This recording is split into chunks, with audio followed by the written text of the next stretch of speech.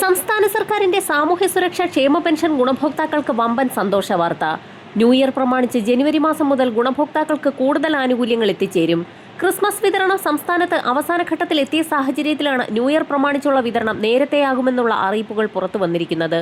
ഇതോടൊപ്പം തന്നെ കെട്ടിട നിർമ്മാണ മേഖലകളിൽ ഉൾപ്പെടെയുള്ളവർക്കുള്ള വിതരണം കൂടി സംസ്ഥാന സർക്കാരിന്റെ ഭാഗത്തു നിന്നും വീണ്ടും ആരംഭിക്കുന്നു. കുടിശ്ശിക തീർത്ത വിതരണത്തിന്റെ ഭാഗമായി 3 ഗഡുവാണ് നിലവിൽ വിതരണം ആരംഭിച്ചിട്ടുള്ളത്.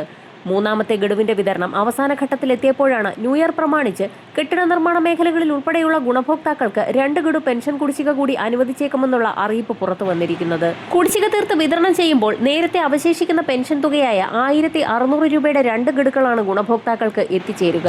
വരാൻ പോകുന്ന നിയമസഭാ തിരഞ്ഞെടുപ്പുകൾക്ക് മുന്നോടിയായി കുടിശ്ശിക തീർത്ത് വിതരണം പൂർത്തിയാക്കാനാണ് സംസ്ഥാന സർക്കാരിന്റെ തിരക്കിട്ട നീക്കം. ഇതോടൊപ്പം തന്നെ സാമൂഹ്യ സുരക്ഷാ പെൻഷൻ ഗുണഭോക്താക്കൾക്ക് പെൻഷൻ തുകയിൽ ന്യൂ ഇയറിൽ കാത്തിരിക്കുന്നത് വലിയൊരു വർധനവാണ്. ഗുണഭോക്താക്കൾക്ക് പരമാവധി 500 രൂപ വരെ വർദ്ധിപ്പിച്ച് പ്രകടന പത്രികയിലെ വാഗ്ദാനം നിറവേറ്റുമെന്നാണ് സർക്കാർ നയം വ്യക്തമാക്കുന്നത്.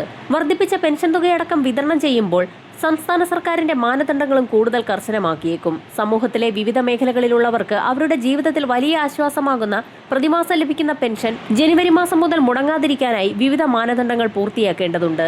സർക്കാർ ജീവനക്കാരുൾപ്പെടെ ഈ ആനുകൂല്യം വാങ്ങുന്നവരാണ്. ഈ പെൻഷൻ യഥാർത്ഥ ഗുണഭോക്താവിന് തന്നെയാണ് ലഭിക്കുന്നതെന്ന് സ്ഥിരീകരിക്കാൻ എല്ലാ പെൻഷൻകാരും എല്ലാ വർഷവും ലൈഫ് സർട്ടിഫിക്കറ്റുകൾ സമർപ്പിക്കണമെന്ന് സർക്കാർ ആവശ്യപ്പെടുന്നുണ്ട്.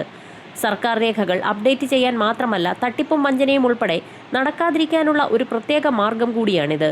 ഈ വർഷം ലൈഫ് സർട്ടിഫിക്കറ്റുകൾ സമർപ്പിക്കുന്നതിനുള്ള കാലാവധി ഡിസംബർ 31 അവസാനിക്കും. ഈ നിശ്ചിത ദിവസത്തിനുള്ളിൽ ലൈഫ് സർട്ടിഫിക്കറ്റുകൾ സമർപ്പിക്കാത്ത പെൻഷൻകാർക്ക് ജനുവരി മാസം മുതലുള്ള പെൻഷൻ മുടങ്ങുന്നതായിരിക്കും. അറിയിപ്പ് ലഭിച്ചിട്ടുള്ള മുഴുവൻ ഗുണഭോക്താക്കളും സർട്ടിഫിക്കറ്റുകൾ സമർപ്പിക്കേണ്ടതാണ്.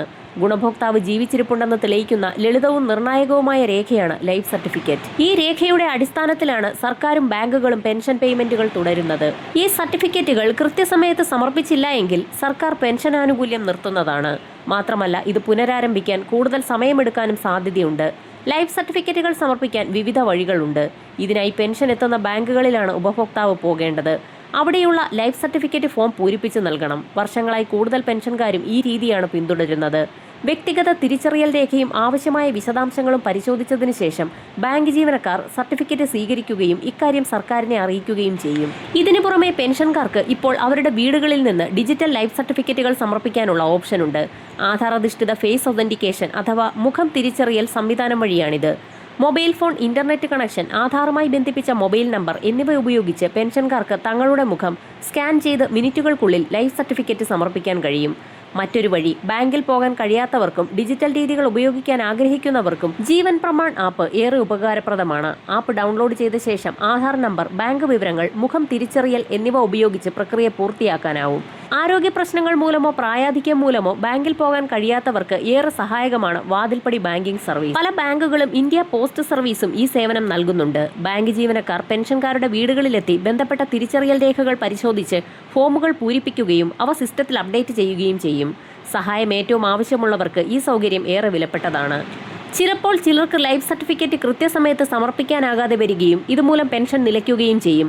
എന്നാൽ ഇങ്ങനെയുള്ളവർ പേടിക്കേണ്ട ആവശ്യമില്ല. ഈ പ്രതിസന്ധി എക്കാലത്തേക്കും നിലനിൽക്കുന്നതല്ല. ലൈഫ് സർട്ടിഫിക്കറ്റ് സമർപ്പിച്ച ശേഷം പെൻഷൻ പുനഃസ്ഥാപിക്കപ്പെടും. എന്നാൽ ഇതിന് കുറച്ച് ദിവസം സമയമെടുത്തേക്കാം, അല്ലെങ്കിൽ മാസങ്ങളോളം സമയമെടുത്തേക്കാം.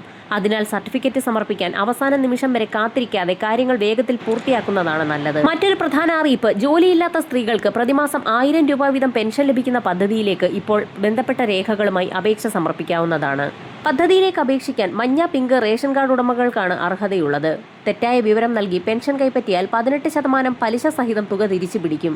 30 മുതൽ 60 വയസ്സ് വരെ പ്രായപരിധിയിലുള്ള സ്ത്രീകൾക്കും ട്രാൻസ് വിമൺ വിഭാഗത്തിലുള്ളവർക്കും അപേക്ഷിക്കാവുന്നതാണ്. വിധവ, അവിവാഹിത, വികലാംഗർ എന്നീ വിഭാഗത്തിലുള്ള പെൻഷൻ വാങ്ങുന്നവർക്കും സർവീസ്, കുടുംബ, EPF പെൻഷൻ കൈപ്പറ്റുന്നവർക്കും ആനുകൂല്യം ലഭിക്കുന്നതല്ല.